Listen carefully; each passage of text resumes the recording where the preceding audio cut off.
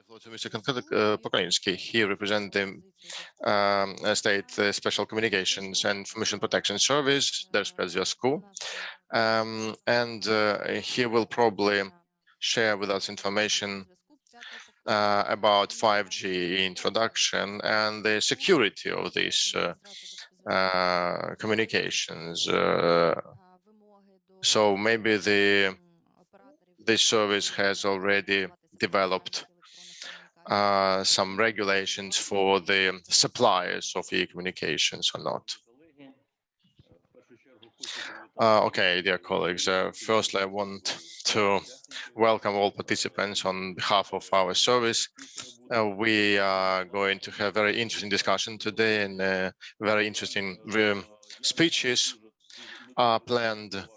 I didn't plan to take part in this event. I wasn't kind of prepared, so because I had to take part in other events, but they asked me to get in and speak on behalf of our service. So as to the ensuring security of 5G, our administration of this service plans to start the research on that. We have studied very interesting documents developed by the US in the area of introduction of 5G. We studied the practices of the UK. Over the past 5 years, the EU also introduced a very interesting tool to manage risks for 5G implementation, and we understand our service has a big role to play. If we group those risks, there would be 3 groups. First one is security of equipment suppliers. Today, certain vendors dominate this market.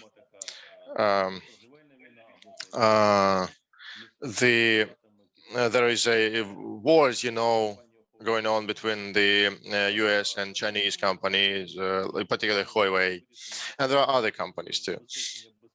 And the introduction of the system for certification of equipment can help to address the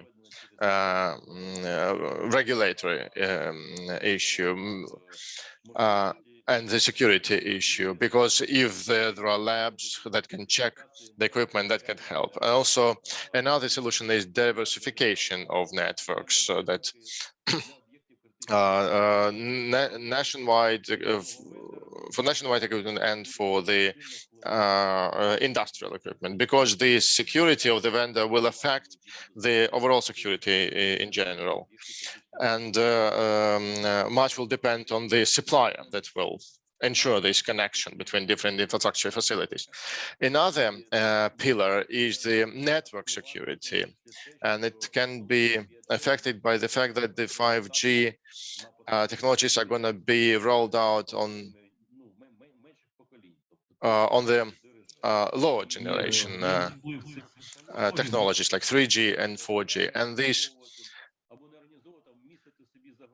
interaction between those technologies can lead to certain threats that are there with those lower type technologies. And it is important to ensure the security of the rollout on the stage of planning of the rollout.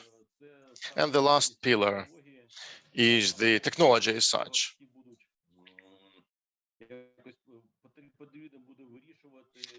We would need to address the issue of availability of equipment for the security for the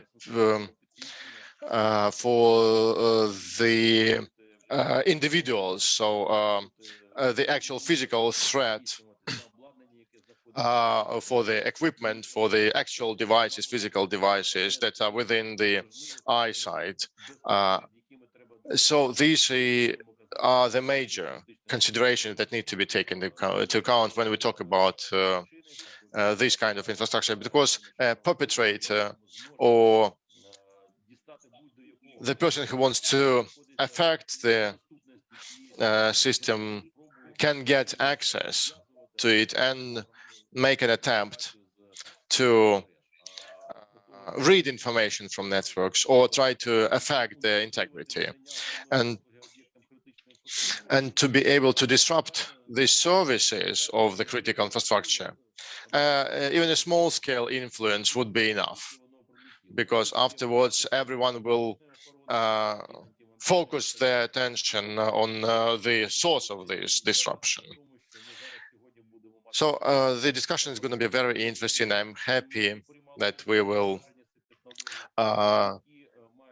listen today to the people who have already some experience in this area. We will be listening to them, and we will make conclusions, and in particular we will take them into account as we prepare the terms of references for those services, for those surveys and researches that we need to conduct to study the international experience. Thank you very much for your attention. Thank you for your attention. I hope that next year we will prepare better, and in March we will conduct another big event with participation of our all mobile operators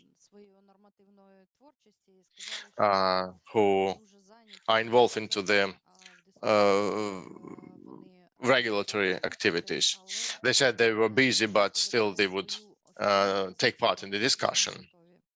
However, they're not prepared to give a formal position, given the situation that is developing in the market today.